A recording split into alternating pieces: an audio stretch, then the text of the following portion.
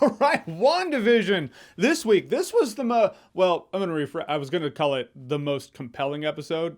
That's not the word. It's the most satisfying episode of WandaVision. All right, first of all, spoiler warning for WandaVision this week. Was this episode 4? Yeah, it's totally episode 4. So spoilers for WandaVision this week, and we're going to get right into it because you've been warned about spoilers. All those answers where I was like, I'd like a little more answers other than we're in a sitcom world, because we got those. Not in a trickle, all at once.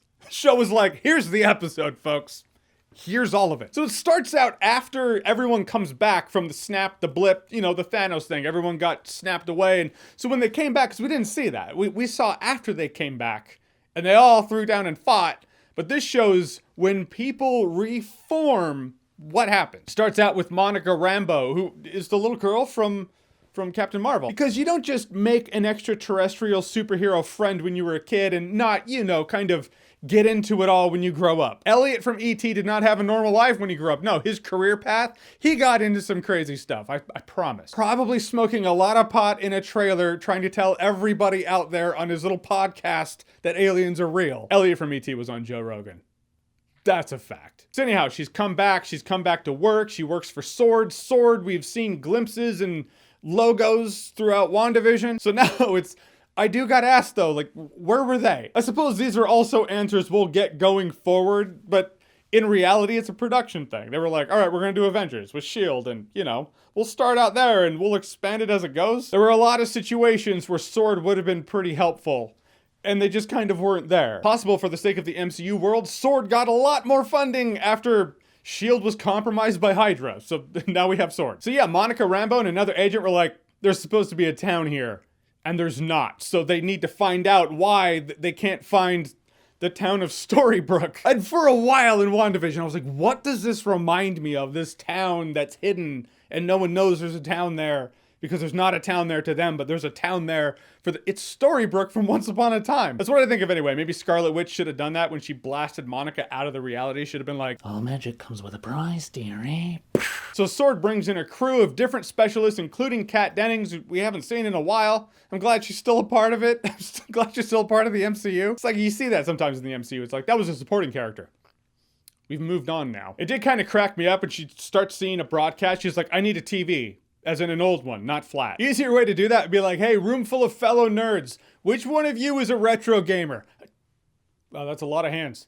It's a lot of CRTs that are definitely available right now. I'm just saying, man, we nerds, we love those CRTs. But this episode for me was really satisfying, not just because of the answers I got, not just because of the connections you see going back, when it was like, Wanda, what's happening? Who's doing this to you, Wanda? We now see what happened, what people outside of the town reality bubble, what they were doing to try to connect with her and find out what was happening. But I found it satisfying for that reason. They were asking the same questions like, wait, there's a sitcom? Why? So I like seeing the characters outside the fake WandaVision reality and their reality have the same questions as I do as a person outside the reality within the reality. Misery loves company, but it's not just misery, it's just everything loves company. Misery loves company, confusion loves company, happiness loves company, everything loves company, every emotional state. So yeah, satisfying to see. But the thing I actually loved most is seeing the characters watch WandaVision in the same way we're watching WandaVision.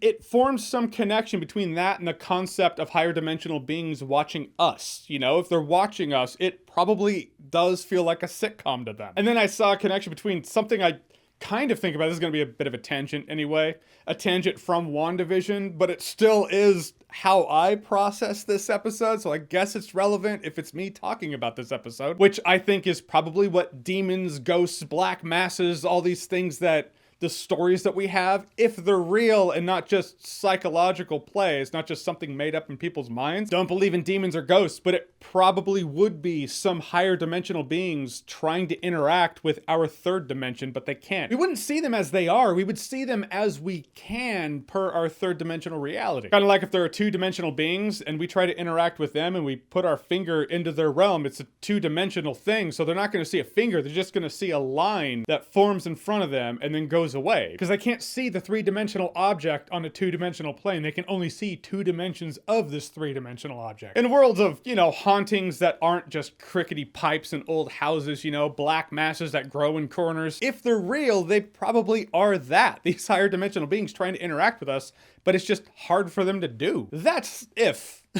That's if. That's what that is. But I lend more credence to that possibility than, ghosts and ghouls and goblins and things. And in the end, if they're watching us, it probably is a lot like the agents of S.W.O.R.D watching this WandaVision sitcom. I don't know, I got a kick out of that, and I like the fact that that connection hit me. It seems like a stretch for this episode of WandaVision to make me think of that. A bit of a leap, but as someone who does talk movies, this is something I think about when I'm not talking movies. So it's always enjoyable when something that is entertainment that I make videos on kind of forms that connection for me. Even if it might not have been intentional, I enjoy it. What happened to the beekeeper guy though? His whole hazmat suit turned into a beekeeper outfit, and the rope that he was attached to turned into a jump rope, because when things go into this WandaVision world, they're now accurate to the time. So that's what the beekeeper was. But as much as she's like, nope, and she, rewinds the broadcast, she goes back, it's like, nope, we're gonna go ahead and splice it, and now that didn't happen. What happened to the beekeeper guy? Is he now outside the world? Because when they're watching WandaVision, looking at it, they're aware that these splices in reality happen. Did the guy just disappear? Hope he's all right. And in the end, we get the answer. After Monica was blasted out, she's like, she quite literally turns to the camera and says, it's Wanda. It's all Wanda. So the insinuation is Wanda is doing this. She's doing this probably because she wants to hang out with her dead boyfriend. Reality out there sucks for her. It does deal with cosmic microwave background radiation, which is the echo of the Big Bang. And they're detecting this same energy signature in this WandaVision reality. So if I'm hearing it right, she's using the same energy that created our universe to create her WandaVision reality. So it's not just an illusion, it is literally a little bubble reality she's created. It's a reality on top or inside of another reality. Great Scott. Or it's Mephisto. That theory is still out there. It's Peter Fonda. I don't know. As much as we've been told it's Wanda, it's all Wanda, we still have a few episodes left. In the words of the great Kane, Fate promises more twists before this drama unfolds completely. in the end, this episode of WandaVision, I really dug it. Just for the execution of people watching a reality, and that makes me think about our reality. Maybe that wasn't the MCU's intention, but that's what I liked about it. Maybe it was, and I don't give the MCU enough credit. I don't know. I will say, if next week we just go back to the WandaVision world and we're just living sitcom life again, that's gonna feel like a backslide, so I hope they balance it out. Don't know, but this episode, this was some solid payoff. I dug it. All right, so WandaVision episode 4. Have you seen it? What did you think about it? Whatever you thought, comment below, let me know. And as always, if you like what you've seen here and you want to see more, click right here to see more.